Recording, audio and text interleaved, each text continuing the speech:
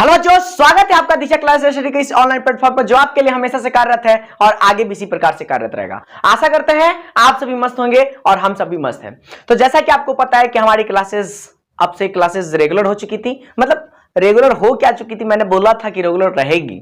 हमारी तरफ से यही पूरी तरह कोशिश है, दीक्षा परिवार की तरफ से यही कोशिश है। और हमने क्लास स्टार्ट भी कर लिया था। तो हमने नया चैप्टर स्टार्ट किया था जिसमें हम लोगों ने परिवहन को देखा था। हमने समझा था परिवहन का कंसेप्ट क्या होता है।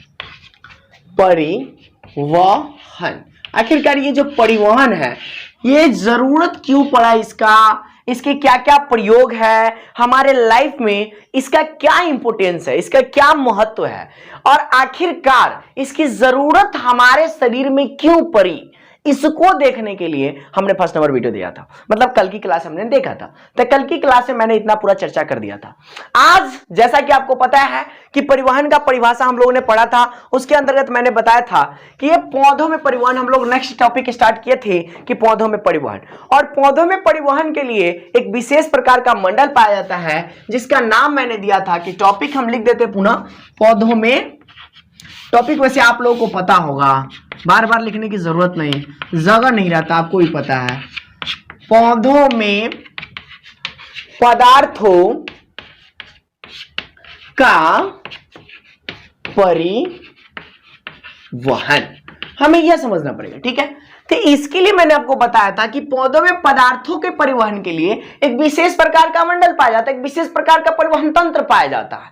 और उसी परिवहन तंत्र को हमने क्या नाम दिया था, संवहन मंडल। शायद आप लोग को याद हो, पिछला क्लास जिन्होंने देखा होगा उनको पता होगा संवहन मंडल। आखिरकार ये संवहन मंडल है क्या, इसके बारे में हमने चर्चा किया था। और मैंने बताया था कि यह दो रूपों में पौधों में कार्य करता है। पहला जो रूप होता है वह होता है हमारा कौन सा, तो जाइलम।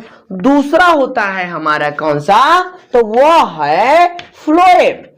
अब इस कंसेप्ट को समझिए, इस बात को समझिए कि ये जाइलम एवं फ्लोएम काम क्या करता है पौधों में। हमें इस बात को देखना है कि आखिरकार ये जो जाइलम है, ये जाइलम पौधों में क्या करता होगा। आखिरकार ये जो फ्लोएम है ये पौधों में क्या करता होगा, इसकी क्या जरूरतें पड़ी कि हमारे गॉड ने, अल्लाह ने आखिरकार ये बनाया है स्पेशली पौधों में, जो इसका क्या कार्य होगा, कुछ ना कुछ तो है इसका कार्य। वही है हमारे पास फ्लोएम, इसकी भी क्या कार्य है, यह भी क्या भूमिका निभाता है पौधों में। तो चलिए इस बात को पुनः मैं एक बार और लिखता हूं और इस बात को समझाता हूं कि आखिरकार इसकी जरूरतें क्या पड़ी। What is the importance of xylem and phloem, हमें यह समझना पड़ेगा। तो चलिए मैं पुनः इस सबको मैं बैठाता हूं। टॉपिक आपको पता है, टॉपिक के अंदर आज का टॉपिक है हम लोगों को संवहन मंडल। अब इस संवहन मंडल को पुनः मैं लिखता हूं और मैं आपको समझाता हूं कि संवहन मंडल क्या कहना चाहता है। चलिए अब हमारा टॉपिक क्या हो गया,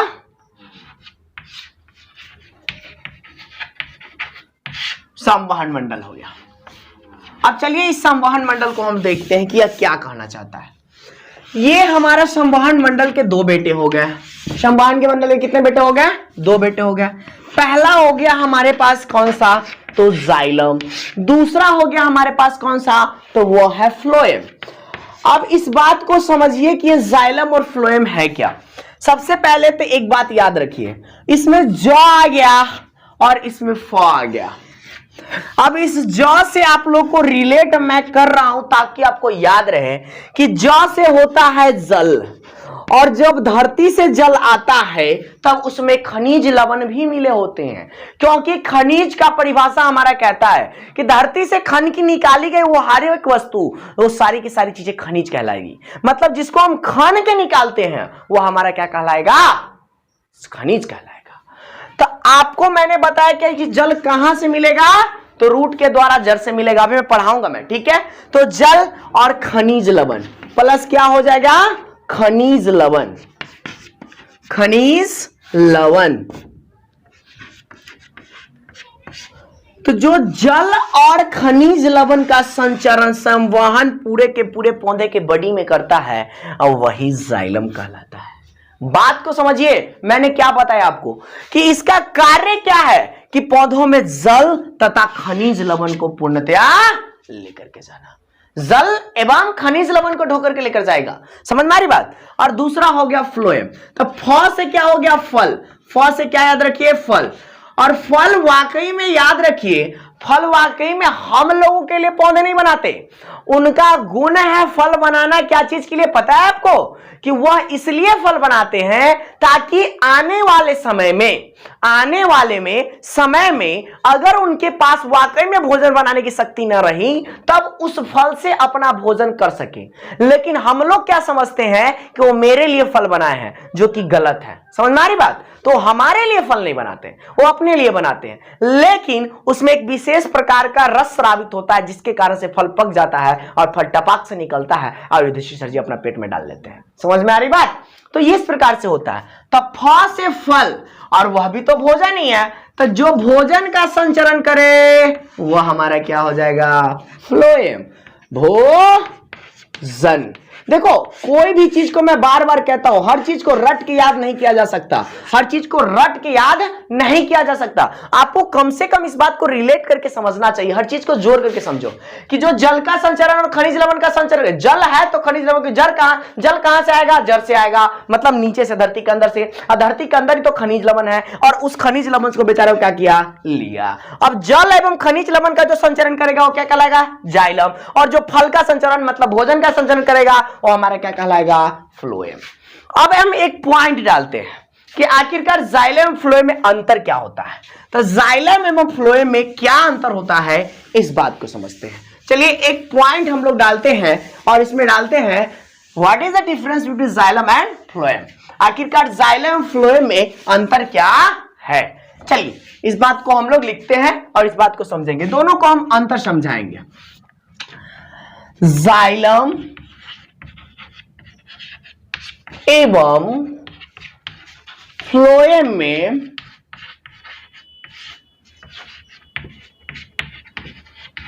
अंतर, इस बात को समझिए, जाइलम और फ्लोएम।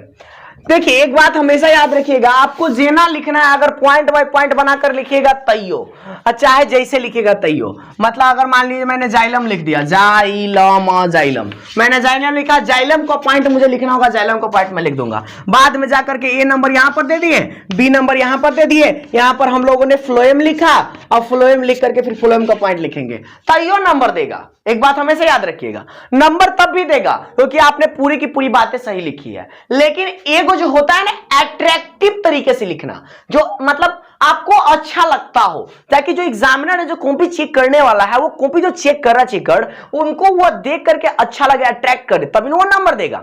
सीधी सी बात है, आप ही अगर मान लो टीचर रहते तो कोई भी बच्चा नंबर, आप जब मार्क्स देखते हो, उसका जब कॉपी देखते हो, तो जब वो लिखा वही रहता है हर चीज का, भाई एप्पल, APPLE, एप्पल, इस सब वह लिखता है। अब ध्यान दीजिए कि यहाँ पे बड़का ए है, यो बड़के पी लिख दिया, बड़के पी लिख दिया, लेकिन छोटका ए लिख दिया, छोटका ई लिख दिया। अभी बताइए तरीका गलत है कि नहीं है। तो नंबर लिखा तो सही आंसर है, लेकिन तरीका गलत है, समझ में आ रही बात। तो इसके लिए नंबर आप दीजिएगा, नहीं दीजिएगा। तो मेरे कहने का मतलब यह था कि कुछ अट्रैक्टिव होना चाहिए, ठीक है। तो अट्रैक्टिव लिखने के लिए मैं आपको जब भी अंतर कहे ना, तो आपको पता है कि कैसे लिखना है। कि अंतर करने के लिए सबसे पहले क्या कीजिए, बीच में दीवार खड़ा कीजिए। बीच में क्या खड़ा करेंगे, दीवार। देखिए हमारा तनका टेढ़ा दीवार है, वो क्या ना, हम राजमिस्त्री का मैसन नहीं हूं, मैं आई एम नॉट अ मैसन, मतलब मैं राजमिस्त्री नहीं हूं।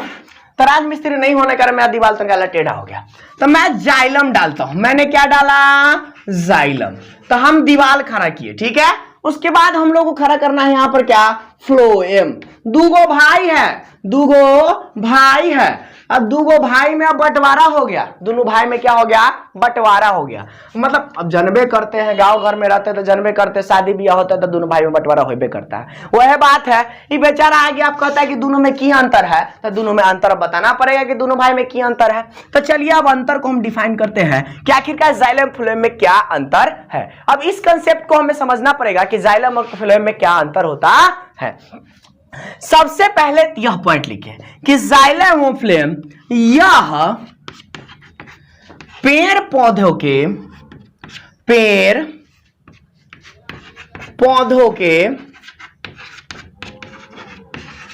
जड़, तना तथा पतियों में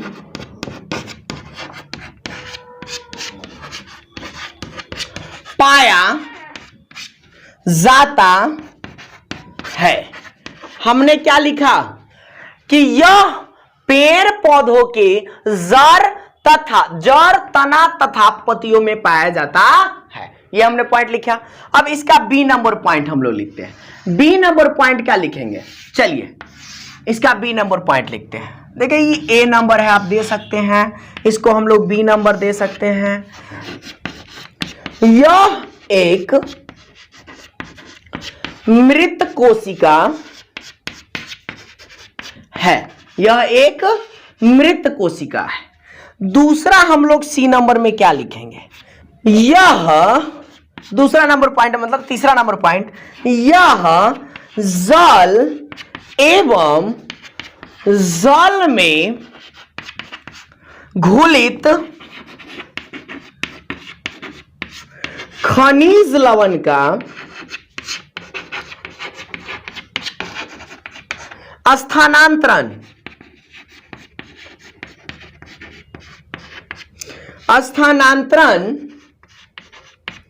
करता है। हमने क्या पॉइंट लिखा कि यह वो चह नहीं है, तनकाले यह लिखा हुआ है। यह जल एवं जल में घुलित खनिज लवण का क्या करता है, स्थानांतरण करता है।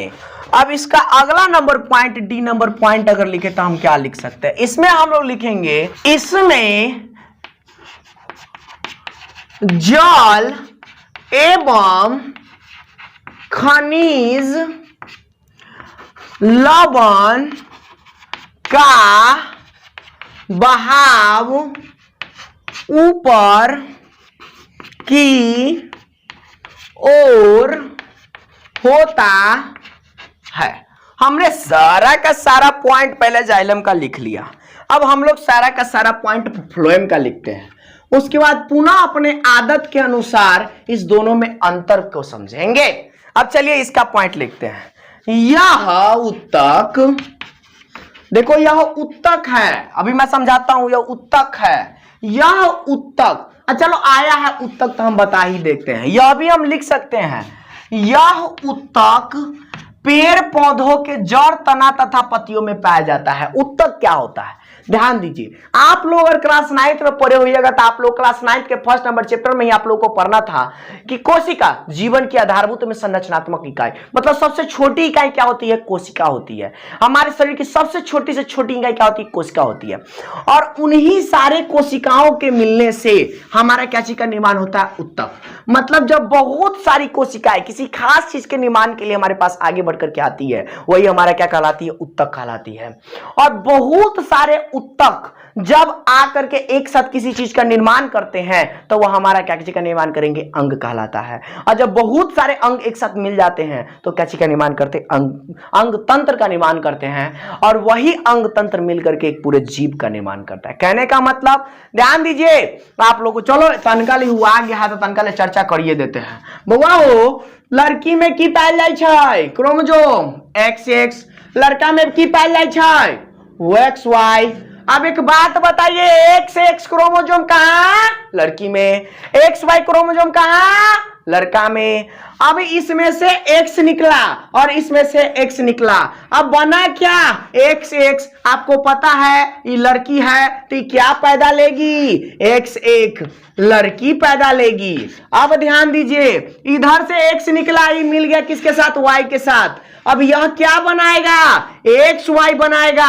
अभी XY क्या है, लड़का है, मतलब हमारा घर में क्या पैदा लेगा, लड़की पैदा, सॉरी लड़का पैदा लेगा। अभी तो निर्माण तो हो गया, मतलब एक नींव पड़ गया, मतलब कोशिका की शुरुआत हो गई। अब जब ये नींव पड़ गया, इसमें नींव पड़ गया, नींव पड़ने के बाद सबसे पहले क्या चीज का निर्माण होगा, एक कोशिका का निर्माण होगा। सबसे पहले क्या चीज का निर्माण होगा, एक कोशिका का निर्माण होगा। अब वही कोशिका धीरे धीरे धीरे धीरे विकसित होते होते होते होते होते अब कोशिका हो बउआ पढ़ले हो तो सर जी जब 9th क्लास में पढ़ले हुआ फर्स्ट नंबर चैप्टर में, तब पढ़ले हो तो कोशिका होती है, ये एक कोशिका भित्ति है, यह सबसे ऊपरी परत होता है कोशिका, इसमें ना कोशिका द्रव्य भरा रहता है, कोशिका द्रव्य भरा रहता है, इसी में होता है माइटोकॉन्ड्रिया, साइटोप्लाज्म, सॉरी माइटोकॉन्ड्रिया, हाँ माइटोकॉन्ड्रिया, साइटोप्लाज्म, जो फलना चिलना बहुत कुछ होता है, गोल्जी उपकरण सब कुछ होता है इसके अंदर। इसी में एक केंद्रक भी होता है। अब ये जो है ऊपरी सतह, इसी को हम लोग कोशिका भित्ति कहते हैं, कोशिका भित्ति कहते हैं। अब यही कोशिका भित्ति होता है जो हम लोगों में पाया जाता है, और पेड़ पौधों में एक और ऊपरी सतह पाया जाता है जिसका नाम है कोशिका बउआ। एकरा भित्ति कह दिलू, गलत कह दिलू, एकरा कोशिका झिल्ली कह छी रे बउओ, हाँ एकरा कह छी कोशिका भित्ति। बोलते बोलते देखू कथी हो गई से, हाँ कोशिका भित्ति एकरा कह छै। तो पेड़ पौधों में कोशिका भित्ति, आ मानवों में कथी, तो कोशिका झिल्ली। इसी कोशिका के झिल्ली को चयनात्मक झिल्ली भी कहते हैं, क्या कि डिटरमाइन करता है कि क्या चीज अंदर आएगा, क्या चीज अंदर से बाहर जाएगा। और ऐसा जब लाखों करोड़ों मिल जाता है, आज मान ला कि है बहुत सारे कोशिका मिल रहे, आज सोचली कथी युधिष्ठिर जी के कान के निर्माण करबे, तो ये कान के निर्माण के लिए बहुत सारे कोशिका जो एक जगह आयल होता है, उहे ना उत्तक कहलत है, उहे ना कथी कहलत है, उत्तक कहलत है, उहे उत्तक। तो पेड़ पौधों में एक विशेष प्रकार का उत्तक पाया जाता है। तुमको लगता है कथी जाइलम में इतना पढ़ ली, बहुत पढ़ ली ना, 9th क्लास के तनका सेकंड नंबर चैप्टर उल्टा के देखिया उत्तक, तब पता चलतो जाइलम के भी चार गो प्रकार होता, शायद सेकंड नंबर चैप्टर होगी, 3rd नंबर चैप्टर होगा, पता नहीं, लेकिन जाइलम के भी 4 गो प्रकार, फ्लोएम के भी 4 गो प्रकार पढ़ना है। अरे 10th क्लास में ना छे, हाँ तनकाले चर्चा कर दिलियो एक्स्ट्रा में, बुआ हो तनकाले कोई दिक्कत ना है। तो अभी हम क्या लिखे हैं, यह उत्तक पेड़ पौधों के, यह उत्तक पेड़ पौधों के जड़,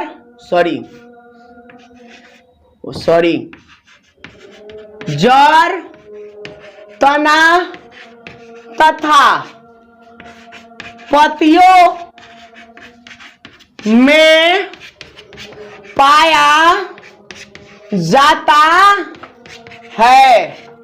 ठीक है, अब बी नंबर पॉइंट लिखिए कि बी नंबर पॉइंट क्या कहता है, यह एक जीवित कोशिका है, यह एक जीवित कोशिका है, यह एक जीवित कोशिका है। सी नंबर पॉइंट में लिखिए, यह खाद्य पदार्थों को या पत्तियों द्वारा बनाए गए खाद्य पदार्थों को, और बेहतर हो जाता हो बउआ, यह पत्तियों द्वारा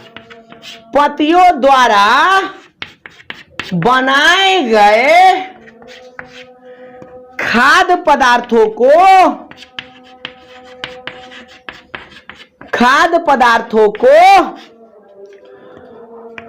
पौधों के प्रत्येक कोशिका तक पहुंचाता है। अब इसका सी लिखा गया। अब डी नंबर पॉइंट बुआ हो लिखिए, डी नंबर पॉइंट, इसमें खाद्य पदार्थों का ऊपर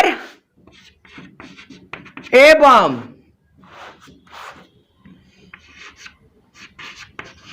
नीचे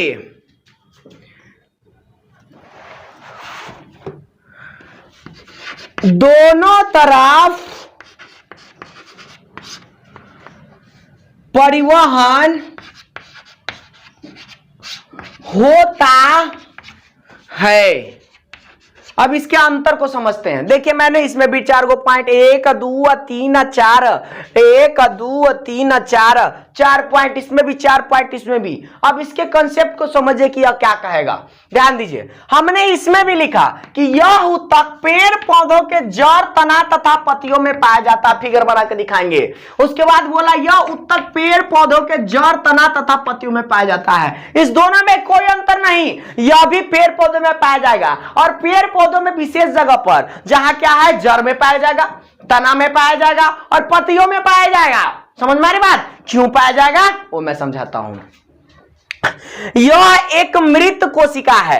जब आप लोग पढ़िएगा ना 9th क्लास का फर्स्ट न सेकेंड नंबर या थर्ड नंबर चैप्टर जिसमें जाइलम है, उत्तक वाला चैप्टर, उसमें आपको पढ़ाएगा यह एक मृत कोशिका है। यह क्या है? एक प्रकार का मृत कोशिका। एक बात बताइए बुआ हो, जब बाहर रहेगा कोई भी चीज, जब सूर्य के आवरण में, वायुमंडल के पूरे आवरण में रहेगा, तो ज्यादातर समय तक वो जिंदा रह सकता है? नहीं रह सकता। तो ऐसी कोशिका विशेष प्रकार की संरचना द्वारा बनना तब बनता ही है। यह क्या है? एक प्रकार की मृत कोशिका है। अब यह क्या कर रहा है? यह पतियों द्वारा बना, सॉरी, यह एक जीवित कोशिका है। एक बात बताइए बुआ हो, अगर मान लीजिए कि यहां पर खून का अगर हमारा संवहन नहीं होगा तो हमको यहां लकवा मारेगा कि नहीं मारेगा? सीधी सी बात है। क्या ये वर्क करेगा? नहीं करेगा। तो एक बात बताइए, अगर यह जीवित कोशिका नहीं रहेगा तो पतियों में भोजन के द्वारा कथी कर रहा है? यह पतियों द्वारा बनाए गए पदार्थों के भोज्य पदार्थों को या खाद्य पदार्थों को इन्होंने लेकर के जाता है। तो जीवित नहीं रहेगा तो क्या ये भोजन का निर्माण कर पाएगा? आपको प्रकाश संश्लेषण फर्स्ट नंबर चैप्टर में पढ़ा चुके हैं, उसमें हम आपको चर्चा कर चुके हैं सब बात का, कि सूर्य के रोशनी द्वारा, इस सब द्वारा लेकर के क्या करता है? भोजन बनाता है। अब भोजन बनेगा, ये पत्ती में है, तो इसका संवहन करेगा कि नहीं करेगा? इसीलिए यह क्या है? जीवित कोशिका है। Concept clear? आगे यह क्या कर रहा है? इसका तीसरा नंबर पॉइंट, यह जल एवं जल में घुलित खनिज लवण का स्थानांतरण करता है। बउआ हो, जड़ कथी होय छै? जड़ जे धरती के अंदर रहै छै उहे न होय छै, ओके ऊपर जे रहै छै वो स्टेम कहलाय छै, ओकरा बाद जे निकलल छै वो पत्ती कहलाय छै, या जे डौड़ी उड़ी कहलाय छै कि नहीं कहलाय छै? मतलब ये जो तना हो गया हमारा जो धरती के अंदर, वो हमारा क्या हो गया? जड़ हो गया।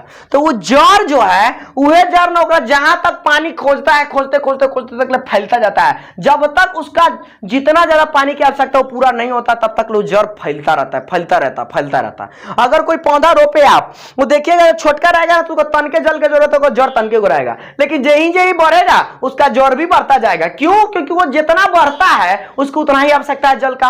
अब वो जड़ भी उतना ही दूर तक जाता है जितना उसके जल की आवश्यकता को पूरा कर सके। यह उसका निरंतर कार्य है, उसका गुण है। यही बात है कि जड़ क्या करता है? जल को लेता है। अब एक बात बताइए, क्या खनिज लवण आप देने जाइएगा उसको? नहीं।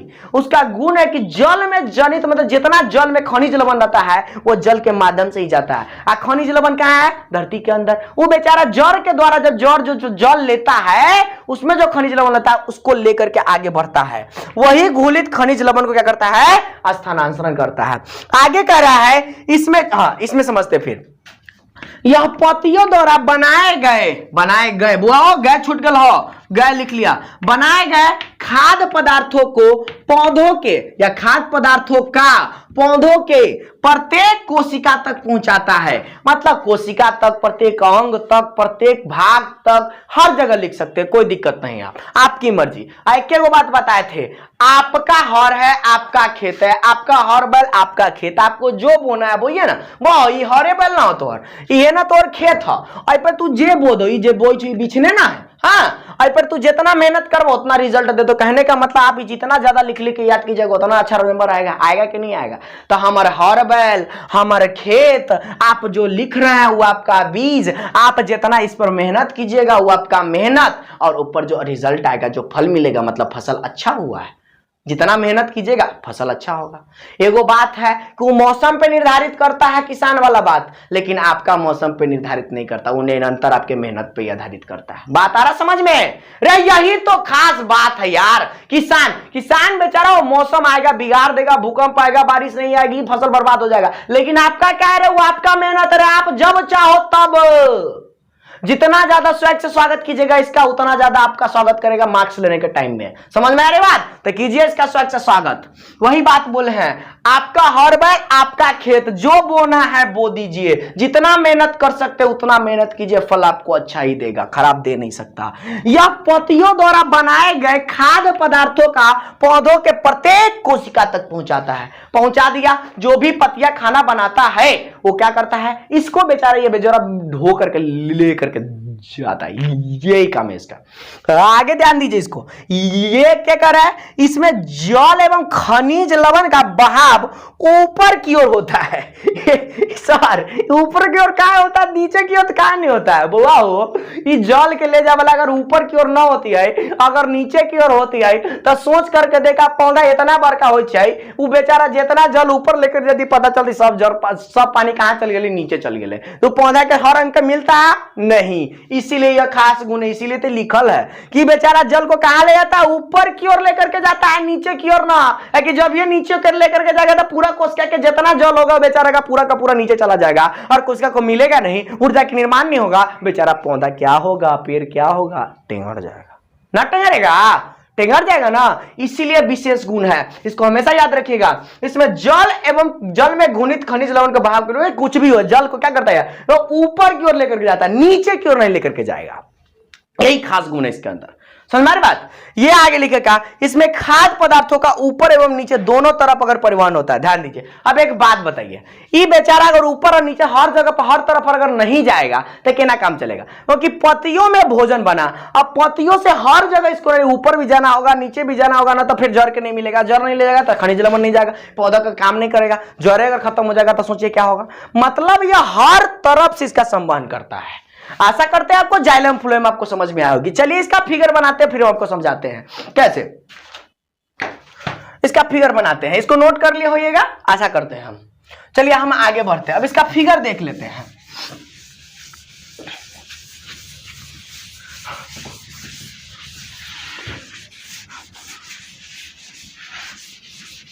जाइलम फ्लोएम का फिगर भी हमको देखना जरूरी है।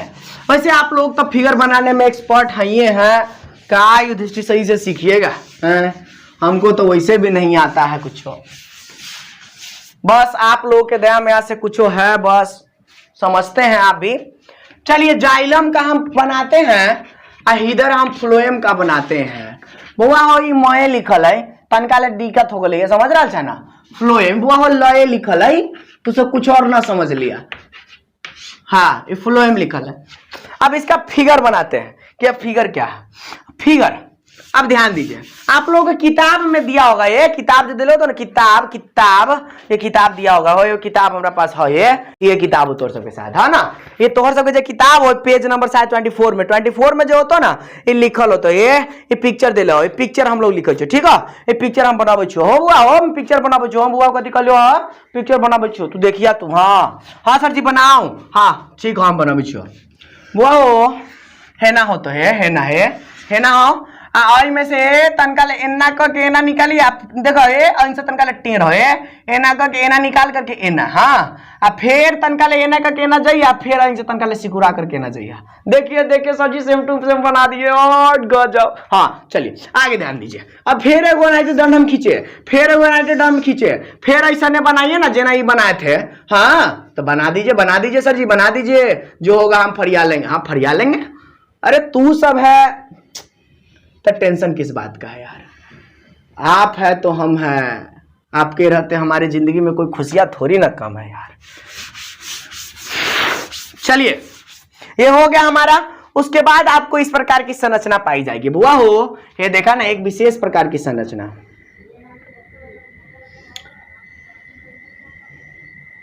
देखो हर फिगर को बनाने की अपनी टेक्निक होती है। ये ऐसे बना रहा हूं, वाकई में ऐसे है नहीं, और मैं समझाऊंगा कि यह कैसे है, ठीक है। ये इस प्रकार की संरचना भले मैंने बना दिया, लेकिन इस प्रकार की संरचना यह है नहीं। ये किस प्रकार की संरचना है और वो मुझे समझानी पड़ेगी। ओके डोंट वरी, मैं समझाऊंगा, चिंता मत करो, अरे हम है ना।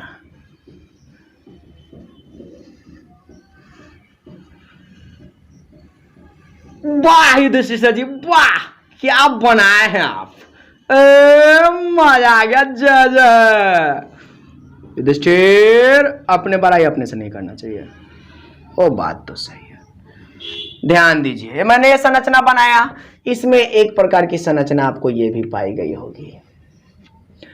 अब मुझे यह समझाना है कि यह फिगर आपको जैसा दिख रहा है वैसा है नहीं। अब ये ऐसा दिख रहा है वैसा क्यों नहीं है, इस बात को समझिए, मैं वही समझा रहा हूँ। यह जैसा दिख रहा है वैसा क्यों नहीं है, इस बात को समझना होगा हमें। ध्यान दीजिए बउआ जी, देखिए एक वर्ड लिखा हुआ अनुदैर्घ्य काट। देखिए बुआ एगो वर्ड होता है अनुप्रस्थ काट। देखिए एक अनुदैर्घ्य काट हो गया ही, एगो वर्ड होता है अनुप्रस्थ काट। एगो वर्ड होता है कौन सा, अनुप्रस्थ काट। इस दोनों वर्ड में अंतर समझिए कि यह क्या है। ध्यान दीजिए सर, एगो कोनो डंटा उंटा या मार्कर उकर है, ध्यान दीजिए। हाँ मान लीजिए कि कुछ है ये, ठीक है। अगर हम इसको ये बीचे बीचे एनाते काट दिए, ठीक है, बीचे बीचे काटे या एना नहीं काटे, हम कुछ काटे आधा आधी, तो ई वाला जो काट हमारा हुआ, ई वाला जो काट हुआ, ये हमारा कौन सा काट कहलाएगा? अनुदैर्ध्य काट कहलाएगा। लेकिन हम एना काटेंगे तो हमको ये ऊपर वाला भाग एना दिखाई देगा कि नहीं दिखाई देगा? तो मतलब एना काटे मतलब क्या कि हम ई वाला भाग देखना चाहते हैं, समझ में आ रही बात? तो एना काटने के बाद हम ई वाला भाग देखेंगे तो ये हो गया अनुप्रस्थ काट, समझ में आ रही बात? अनुप्रस्थ काट। जब हम ई वाला भाग देखने के लिए काटे तो हमारा कौन सा काट? अनुप्रस्थ काट। लेकिन हम ई वाला भाग मतलब ये ना छील दिया, आधा दिए ना चीरे पूरा, अब हमारा आई बगल वाला पार्ट दिखेगा, दिखेगा नहीं दिखेगा? तब ये हमारा कौन सा हो जाएगा? अनुदैर्ध्य काट। मतलब एना बीचे बीचे एना आनी फाड़ दिलियो हो बउआ, एना आनी जे फाड़ लियो, एना आनी जे फाड़ दिलियो हो बुआ, हो सर हो सर हो, हाँ ये आ लीजिए मार्करबा आ गया, मार्करबा आ गया, मार्करबा आ गया। अब इस बात को समझिए। अब मान लीजिए कि ये मार्कर है, ठीक है। अगर मैं इसको हेन्ना काटूं तो ये जो काटने के बाद जो मैंने काटा था, मतलब क्या ये ऊपर वाला हिस्सा हम देखना चाहते थे, तो ये जो ऊपर वाला हिस्सा जब हम देखना चाहते थे वो अनुप्रस्थ काट। लेकिन हम इसको एन्ना काटे हैं, एन्ना, ए एन्ना यानी एन्ना काटे हैं। तो एन्ना काटे कहने का मतलब क्या? इसके अंदर जो बीच वाला भाग है हम उसको देखना चाहते हैं, मतलब सीधा साधा नहीं देखना चाहते, तो ये हो जाएगा हमारा अनुदैर्ध्य काट। तो हमारा ये जो फिगर है ये अनुदैर्ध्य काट है। कहने का मतलब हम ये पेड़ को जब काटे होंगे ना तो हेन्ना काटे होंगे, हेन्ना नहीं काटे होंगे, हम क्या काटे होंगे? एन्ना काटे होंगे। समझ रहे बात को? तब ये हमारा क्या कहलाएगा? अनुदैर्ध्य काट। हो बाबू, हो बाबू, हाँ ये हमारा क्या कहलाएगा? अनुदैर्ध्य काट कहलाएगा। समझ रहे बात को? ये अनुदैर्ध्य फिगर ही आप लोग के अंदर दिखाया गया हुआ है। इसमें आप लोग देखिए गौर से, तो एक प्रकार के छिल्ली बनाया गया होगा, मतलब गोल गोल है वो, गोल गोल। सर जी कैसा ना? गोल गोल। हाँ एना गाना बनाएगा हुआ है, एना है, शाबाश। बना दीजिए ना केना ही तो यार, कितना टेंशन लेते सर जी, युधिष्ठिर सर जी। बउआ टेंशन नहीं लेते हैं, थोड़ा सा के टॉप ना कराना है, हाँ सीधे थोड़ी ना छोड़ेंगे। अरे जब कोशिशें की है तो जब कोई कामे करते हैं तब बढ़िया से ना करो यार, कचरा तरीके। जब आज मान लो अपना एनर्जी इन्वेस्ट करिए रहे हो तो उसमें 100% देने में तुम्हारा क्या जाता है यार? जो काम करते हो अपना 100% दो, सीधी सी बात।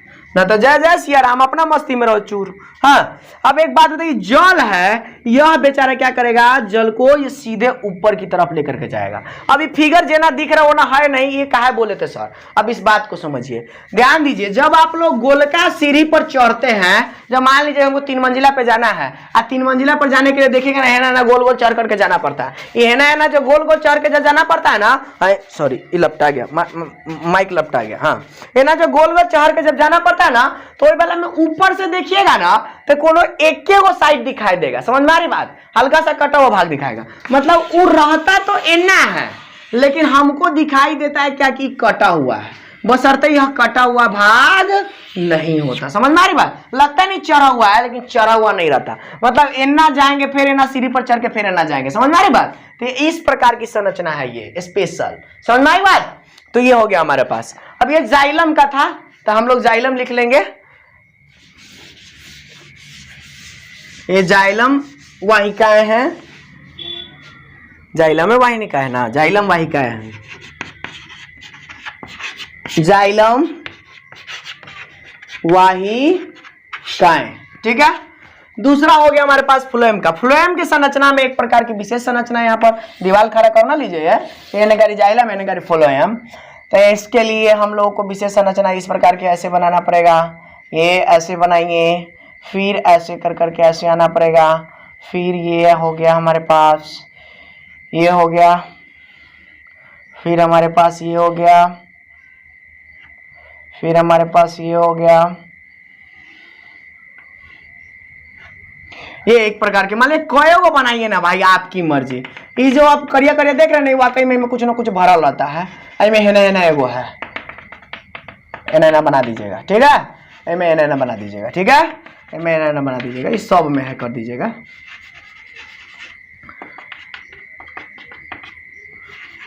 ऐसा संरचना बना दिए उसके बाद ऐसा नहीं संरचना फिर बनाएंगे हम। ये संरचना है में तो सर में ऐसे नहीं संरचना दे हो बुआ वो कितना जगह दे तो वो पिक्चर बने समझ में आलो ना तोरा बात के तोरा खुद समझे को तो ठीक।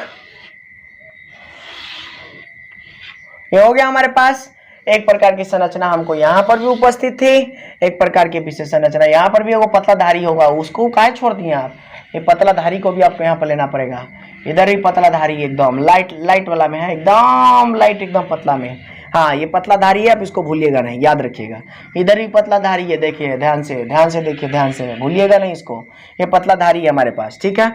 इसमें से एक विशेष प्रकार की संरचना ऐसे निकली होगी, बहुआ ध्यान से।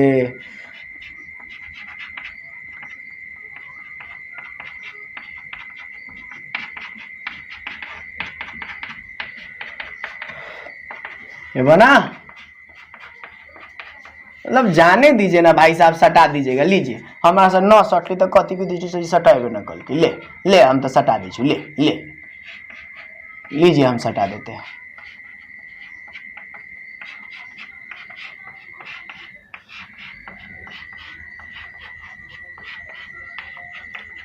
लीजिए अब खुश, सट गया। चलिए हम सटा दिया। इसमें ये समझिए कि यहां से ये ऐसे चल करके आता है, जहां ई सटा होगा ना वहां पे इस प्रकार की संरचना यहाँ पे सटी होगी, और इधर भी जहां ई सटा हुआ है वहां तक ऐसी संरचना है, ठीक है। फिर यहां से ऐसी संरचना निकलेगी। अब फिर जहां इस प्रकार की संरचना आपको यहाँ पर मिलेगी, एक प्रकार की गोल संरचना यहाँ पर है, आप लोगों को दिख रहा होगा। आप लोगों को जो गोल दिख रहा है ना उसको गोल बनाएंगे ऐसे ही। इसमें आप लोगों को गोल गोल ऐसे ऐसे है लड्डू पड़ा हुआ, ठीक। यहां से ऐसे चला, लेकिन ये बीच में संकरा होते हुए फिर यहाँ तक फैलाई कोना में आया, ठीक है। फिर यहां से निकला, फिर यो संकरा होते हुए फिर आकर के इसके कोना में ऐसे मिला, ठीक है। फिर उसके बाद ये इसी प्रकार की क्रिया आगे भी करता जाएगा, ये आगे भी मिलेगा, ठीक है। समझ में आ रही बात। इधर भी एक विशेष प्रकार की संरचना ऐसे ही है, मतलब ये मैं यहां से लेता हूं, फिर मैं यहाँ पे सटाया, फिर मैं यहाँ पे लेकर के ऐसे सटाया, फिर ये यहाँ से निकलेगा, फिर यहाँ पे जाकर के ये इसी मिलेगा, कोई दिक्कत नहीं है। फिर ऐसा संरचना आपको बनाना है, ऐसा बनाइए, ऐसा बनाना ऐसा बनाइए, कोई दिक्कत नहीं है, दोनों भाग ऐसा बनाया गया हुआ है, ठीक है। बात को समझिए। फिर मैं यहाँ से लूंगा, फिर मैं यहाँ पे संकरा किया, फिर यहाँ पे फ्लैट मैंने किया, फिर यहाँ पे संकरा जाएगा, फिर जहाँ पे आगे मिलेगा वहाँ पे फ्लैट हो जाएगा। ये प्रकार की संरचना हमारा किसका है, फ्लोएम का। समझ में आ रही बात। ये आपका फ्लोएम है, ये आपका छिद्र हो गया जिसके कारण से आप लोगों का जाता है कुछ भी। ये हो गया हमारे पास छिद्र, ये हमारा हो जाएगा चालनी नलिका है। इसमें आप लोग ऐसे बना सकते हैं,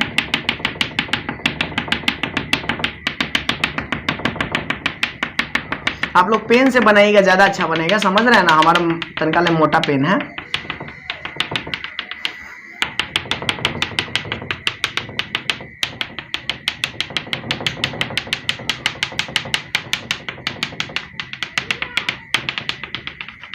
यही हमारा क्या है, यही हमारा क्या है, चालनी नलिका है।